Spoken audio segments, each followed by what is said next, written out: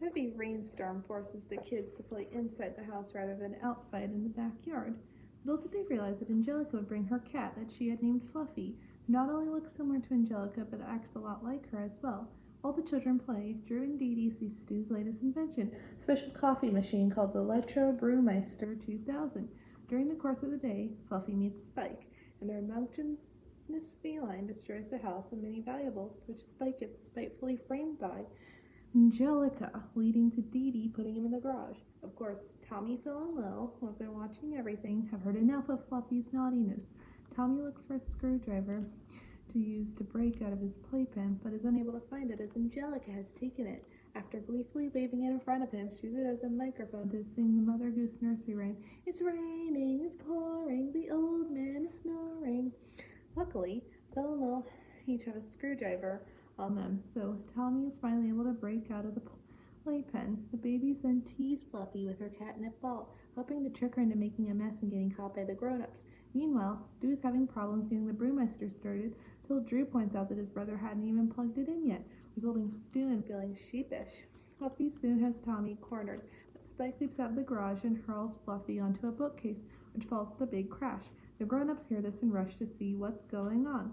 Luckily, the babies quickly go back to their playpen while Spike goes back in the garage. Angelica this time truthfully blames Spike and the babies. However, as Spike is still in the garage where Dee Dee left him, the grown-ups don't believe her, and Dee Dee tells Angelica that it's wrong to lie and blame others.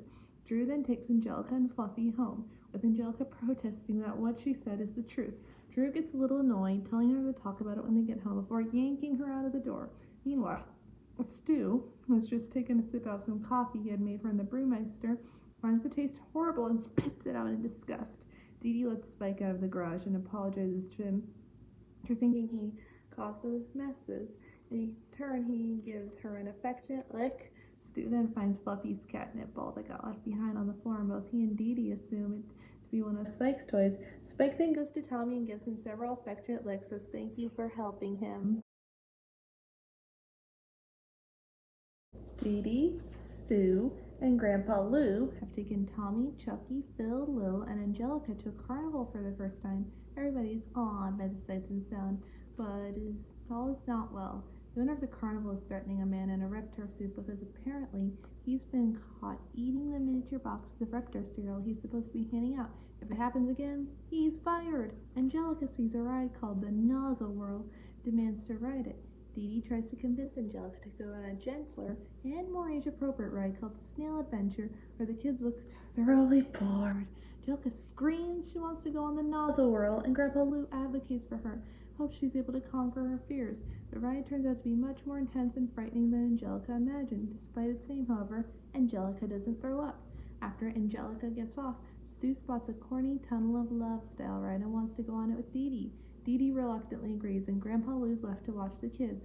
Grandpa Lou takes them to a very slow ride called Sleepy Lagoon. Lou bribes the ride operator into letting them go round as many times as he wants. As soon as the ride gets started, he falls asleep.